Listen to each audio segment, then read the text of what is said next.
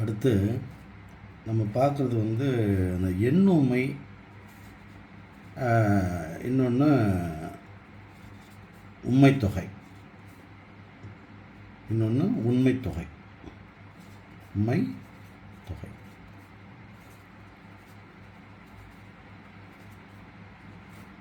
எண்ணுமை அப்படிங்கிறதும் உண்மை தொகைங்கிறதும் ரொம்ப ஒரு எளிமையான ஒரு விஷயந்தான்.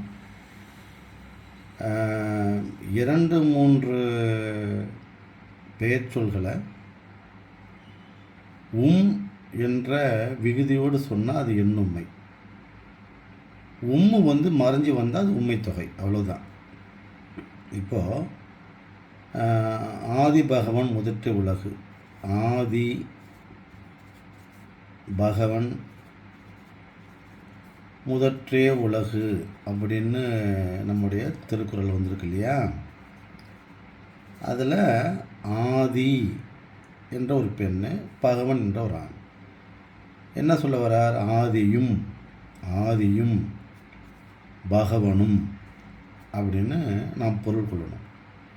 அப்போ ஆதியும் பகவனும் என்று சொல்வதற்கு பதிலாக தான் ஆதி பகவன் என்று அவர் சொல்லுகிறார். அப்போ ஆதிங்கிற இடத்துல விகுதியில் மறைஞ்சு வருது, பகவன் என்ற இடத்துல விகுதியாக வருது. இது ரெண்டுமே மறைஞ்சு வருது.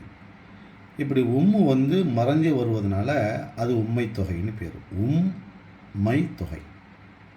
தொகைன்னா மறைதல்னு அர்த்தம். மறைஞ்சு வரதுனால அது உண்மை தொகை. இப்போ சேர சோழன் அப்படின்னா சேர சோழ பாண்டியன் அப்படின்னா என்ன அர்த்தம்? சேரனும் சோழனும் பாண்டியனும் என்று சேரனும் சோழனும் பாண்டியனும் என்று சொல்வதற்கு பதிலாக சேர சோழ பாண்டியன் சொல்கிறாங்க இல்லையா? அப்போ 3 இடத்துலையும் மறைஞ்சு வருது. அது என்னை குறிக்கக்கூடிய ஒன்று தான். ஏன்னா 3 மன்னர்களை குறிக்கக்கூடிய ஒன்று தான். இருந்தாலும் சேர சோழ பாண்டியன் என்று சொல்லுகிற போது சேரனும் சோழனும் பாண்டியனும் என்று அந்த மறைந்து வருகிறது அல்லவா? அப்படி மறைந்து வந்தால் அது உண்மை தொகை. அதே சமயத்தில் சேரனும் சோழனும் பாண்டியனும் என்று வெளிப்படையாக வருது. ஆதியும் பகவனும் வெளிப்படையாக வருது. இரவும் பகலும் என்று வெளிப்படையாக வருது. இரவும் பகலும் அப்படின்னு வெளிப்படையாக வருது. அப்படின்னா அதுதான் எண்ணுமை. மறைஞ்சு வந்தால் அது உண்மைத்தொகை. வெளிப்படையாக வந்துச்சு அப்படின்னா அது எண்ணுமை. இது ரொம்ப எளிமையானது, உங்களுக்கு நல்லாவே தெரியும். இதை எப்படி கேட்பது பதிலாக என்ன பண்ணுவாங்கன்னா, இதில் உயர்வு சிறப்பு உண்மை, சிறப்பு உண்மை, இழிவு சிறப்பு உண்மை, முற்று உண்மை அப்படின்னா இந்த 3 மட்டும் நம்ம நல்லா தெரிஞ்சுக்கணும். வெளிப்படையாக வந்துச்சுன்னா அது எண்ணுமை. மறைஞ்சு வந்தால் அது உண்மை தொகை. தொகைன்னா மறைதல். மறைஞ்சு வந்தால் உண்மை தொகை. வெளிப்படையாக வந்தால் எண்ணுமை. இது உயர்வு சிறப்பு உண்மைன்னா என்ன அப்படின்னா, இப்போ உதாரணமாக தாயினும் சால பருந்தூட்டி அப்படின்னு வரக்கூடிய அந்த வார்த்தையில் பாருங்கள், தாயினும் இங்கே வெளிப்படையாக வருது. அப்போ எண்ணுமை. தாயினும் அப்படின்னா தாயை விட இந்த உலகத்தில் எதுவுமே சிறப்பானது இல்லை. இப்போ தாயை விட எதுவுமே சிறப்பானதாக இந்த உலகத்தில் இல்லாத சொல்லுவதனால அது உயர்வு சிறப்பு உண்மைன்னு பேர். உயர்வு சிறப்பு உண்மை, சிறப்பு உண்மை அப்படின்னு பேர். இழிவு சிறப்பு உண்மைன்னா என்ன அப்படின்னா, ரொம்ப இழிவாக சொல்கிறது.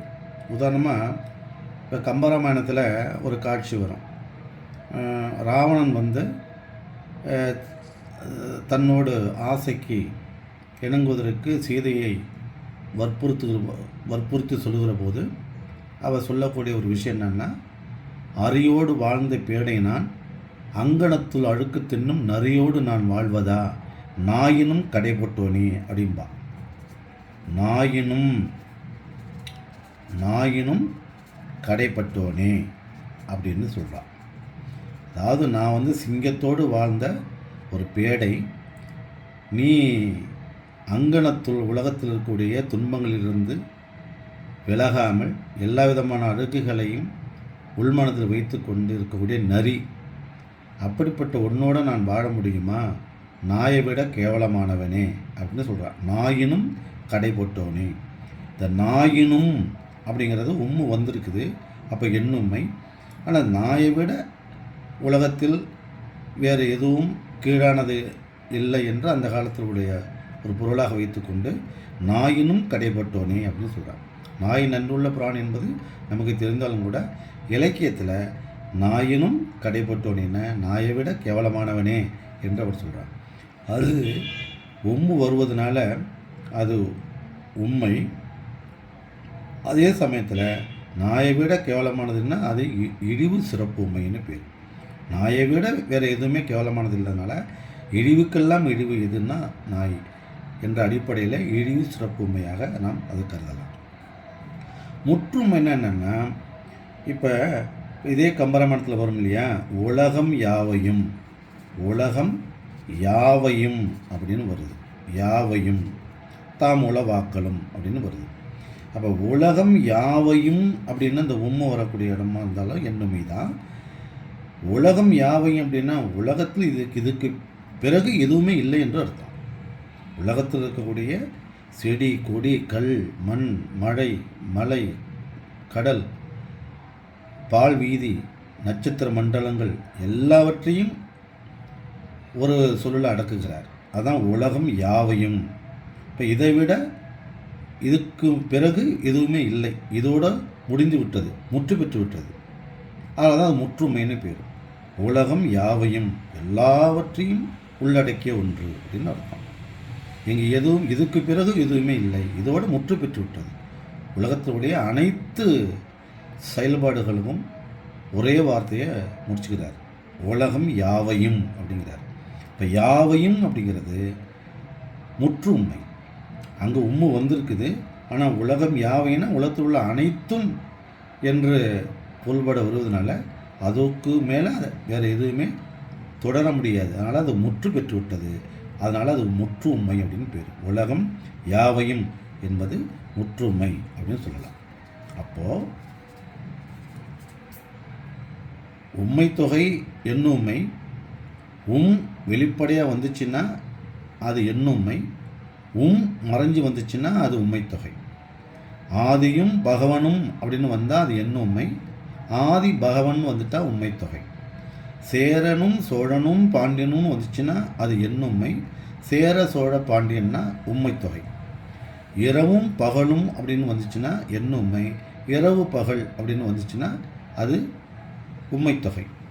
இந்த உண்மை தொகையில் இந்த உண்மையில் உயர்வு சிறப்பு உண்மைனா என்னன்னு பார்த்தா, தாயினும் சால பரிந்தூட்டு என்ற வார்த்தையில் தாயை விட இந்த உலகத்தில் வேறு எதுவும் உயர்வானது இல்லை. எனவே தாயினும் என்ற அந்த உண்மை உயர்வு சிறப்பு உண்மையாக நமக்கு வருகிறது. அதே போல் நாயினும் கடைப்பட்டோனே என்ற வார்த்தையில் பார்க்குற போது அது நாயை விட இழிவானது எதுவுமில்லை என்ற ஒரு பொருள்பட அது இழிவு சிறப்பு உண்மையாக வருகிறது. அங்கேயும் நாயினும் வருகிறது, ஆனால் இழிவு சிறப்பு உண்மையாக வருகிறது. அடுத்து முற்றுமை என்பது என்னென்னா, உலகம் யாவையும் அப்படின்னு பார்த்தா உலகத்தில் உள்ள அனைத்தையும் உள்ளடக்கிய ஒன்றாக இங்கு வருகிறது. இதற்கு பிறகு எதுவும் தொடராத முற்று பெறக்கூடிய உண்மையாக வருவதனால அதுக்கு முற்றுமை என்று பெயர். நன்றி, வணக்கம்.